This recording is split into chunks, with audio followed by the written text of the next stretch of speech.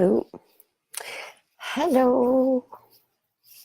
I just meant to put my phone on airplane mode and it went on torch.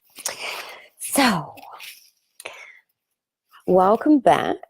If you're watching this, we are in the She Rises group and I'm doing your weekly mindset chat on the question. One of the questions that was asked, I'm trying to go through every question. I hope you can see this all right. And I've got to Sarah's question, which was how to stop being so self-critical and never feeling you are good enough. So I wanted to talk a little bit about that today. Let me know if you are watching these, if you're finding them useful, because I've been going through each question kind of as they were posted. So I'm going to make sure I get round to all of the questions. But this one's quite a big one, I think, because as I understand it, and I've worked with thousands of women, and I am a woman, and I think with men as well, we can live in a sort of haze of critical bias thinking about ourselves. And so we can find ourselves going through our day with a narrative, a constant narrative of really unpleasant critical thoughts. And I find 100% of the time, and I might be wrong, but in my experience, I find 100% of the time that it's coming from a deep rooted belief that you're not good enough. Now, I know that you are all good enough, but it doesn't really help people when I say that because insights, and that is essentially a sight from within. If you read the final chakra, the seventh chakra, I wrote a little bit about kind of exploring the potential of you and your true self. Now, as I understand it and the way I see it, your true self is formless and it's beyond what you consider to be your beliefs about who you are. And if you try and sort of think of yourself as two people, little you and big you. So if I use me as an example, little Charli slags herself off. And that will be completely unique to her because she can only think and have experience of her life, which is unique to her. So Charli, little Charli, will say she's fat, will say she's ugly, will say she's not good enough, will say she's old. And she's been saying she's old since she was 21. So it's very familiar. And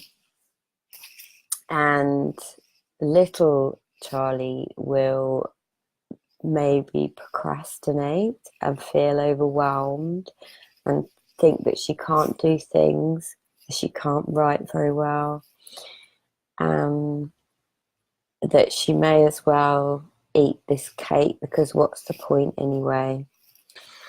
And she also, little Charli, might also not exercise very much because she doesn't feel that it's there's any point, and she doesn't feel worthy and she doesn't feel good enough, right? So that's little Charli, and she runs around all day long picking her face and feeling weighed down, bogged down by the weight of this negative constant barrage of abuse.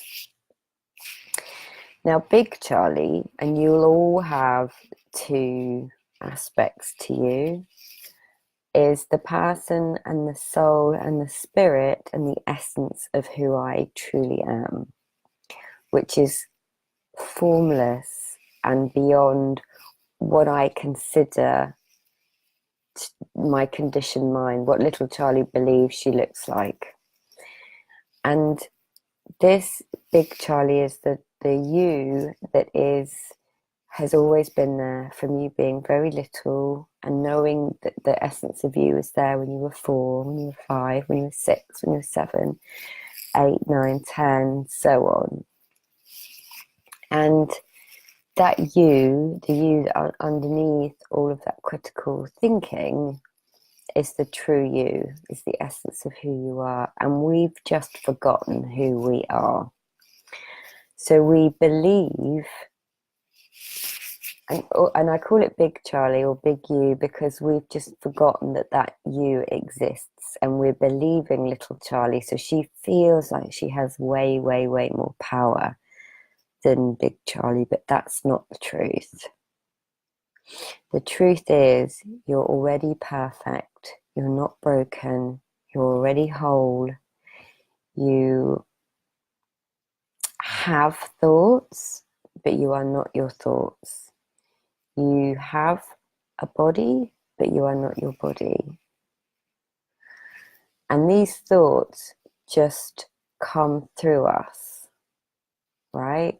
They just come through us. And so we feel our thinking in any moment 100% of the time. So anxiety, fear,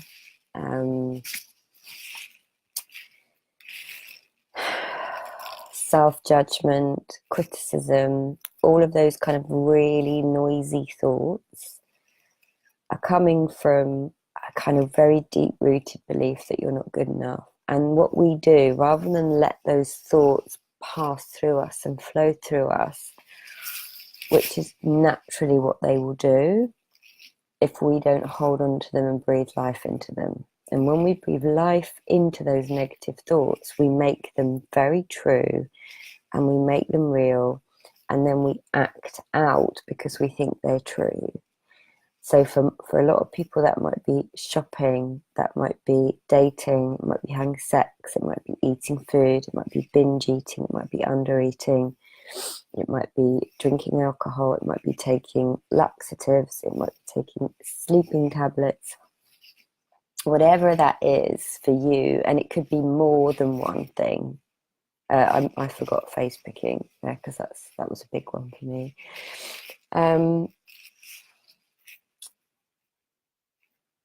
When we believe these arbitrary thoughts from our little mind, we make them very real, and then we try and silence that mind, that critical mind, by doing our behaviors, which do, I think, quieten our mind for a little bit, but then they create a new thought, which is I'm addicted to, or I can't get rid of this habit, and that's how habits are tended to be created, from this kind of biased critical thinking. So Sarah's kind of asked, how do I stop being so self-critical? And I think there is no real how to. What there is understanding that those critical thoughts are not who you are, and they're not true, and they're not real. They're just thoughts that are passing through you. And then we manifest those thoughts as feelings. So we kind of feel energetically a bit lethargic if we're having negative thoughts, or we can feel a certain way, very low, very unmotivated. And so I don't think there is a how to. There's an understanding that you, the essence of who you are, isn't critical, and that wise voice that is coming from the bigger you is always present. It's just whether you choose to believe it or not. And it might be very faint at the moment, really faint, but it is always there, and it's always guiding you, and you always have access to it. And Sid Banks says, one of my favorite quotes is on my website. He says, if the only thing people learnt not to be afraid of was their experience, that alone would change the world. Because most of us are frightened of our thoughts and we give them loads of power. So the critical thoughts that come in, we absolutely believe that they're true. We take them as factual beliefs that we hold. And then we're like, how can I stop thinking so critically about myself? Because what we also do is, as human beings, is we believe that there is a tool or a way for us to stop the critical thinking, right? So we're looking constantly for a way to fix our critical thinking. But if I were to tell you there isn't actually anything to fix, and believe me, I've read every self-help book. I was looking for this answer. I was looking everywhere for this answer of how I could fix myself and how I could stop this negative thinking. And I was doing affirmations and everything to try and kind of quieten this very critical mind. And then I learned to see something different. What I learned is that I don't have to believe those thoughts. And if I don't believe them, I don't hang on to them. I don't give life to them. And so they just go, they just disappear, and then a new fresh thought comes in. And that's when you start to see a bit of magic. That's when you start to know that you're much, much more empowered than you think you are, and that the essence of who you are is always guiding you, and that you're deeply connected to something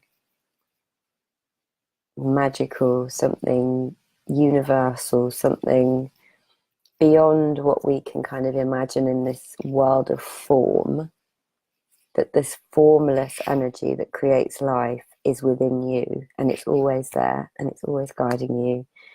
And this critical, negative, shitty thinking comes from your ego mind, the little mind, the little you. And it's just not the truth. It's just not the truth of who you are. And I wish I'd known this. I wish I'd known this when I was younger. Because I believed my thinking, and I believed that it had the power over me. And so it stopped me doing, stuff with my life out of fear. But it also pushed me forwards quite a lot, because I was constantly thinking I wasn't good enough. So I was like getting qualifications left, right, and centre, and building a business and stuff. So it kind of had a benefit. But if I'd known then that I was good enough, and that it didn't matter what I looked like, and it didn't matter where I lived, and it didn't matter what job I did, that I was good enough anyway, and that the only judgments usually are coming from ourselves as society. If I'd known, then I wouldn't have been afraid to fail, and God knows where I would have been. And that's the trajectory that I'm on now. But I only discovered this at the age of 44.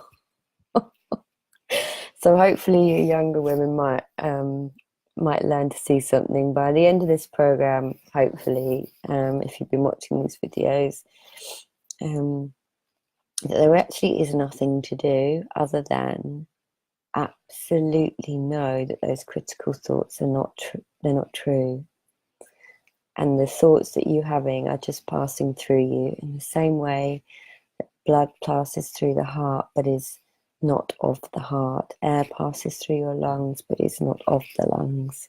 Your thoughts pass through you, but they are not you. The kind, gentle, wise, loving voice that you have within you is you. Anything that comes from judgment or fear or doubt or lack, that is not who you are. So how to stop being so critical and never feeling you are good enough comes from knowing that at your core you are, and that you're perfect, and that you're whole, and that you're already worthy.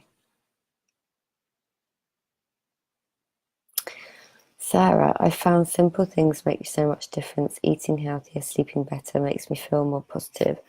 I still doubt myself, but if you can take a deep breath and take that first step, it has helped me. Well, that is so wonderful to hear, Sarah. I'm absolutely thrilled to read that. Thank you for sharing that with the group. And those little things, sort of self-care, self-nourishment, coming from that place of wisdom, coming from that place of compassion, those things do make a difference. And I think it's when we're believing that other stuff, when we believe that other stuff to be true, we can take a little bit of a different turn. But I want you to know that even in those moments, there's nothing wrong with you. You're just doing the best you can with the thinking that you've got at that moment. Thank you for the hearts. I love those. I've got dancing hearts on mine. Cool. So thank you, ladies. I hope this has helped. And I've kind of bumped up the question post if anyone else has any questions that they want me to answer. As I said, I think on the last one, I'm probably going to have to do 2 a week. But it's been lovely to see you here, Sarah. So thank you. And I will talk to you soon. Bye.